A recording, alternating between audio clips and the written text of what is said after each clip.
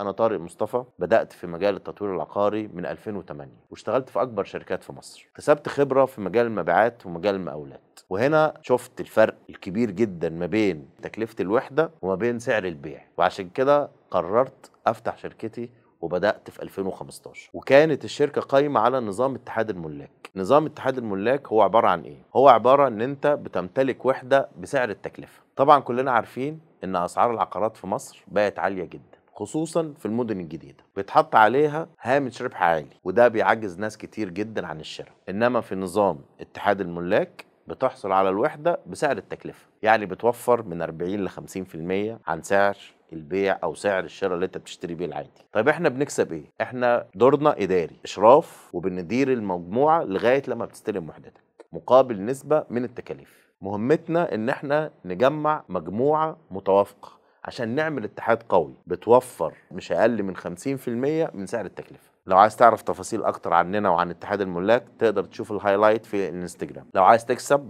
زي اللي قبلك ما كسبوا وتنضم لاتحاد هاوس ميشن وتعرف تفاصيل اكتر عن المجموعات الحاليه في بيت الوطن وشمال الرحاب، تقدر تتصل على ارقامنا اللي على الشاشه.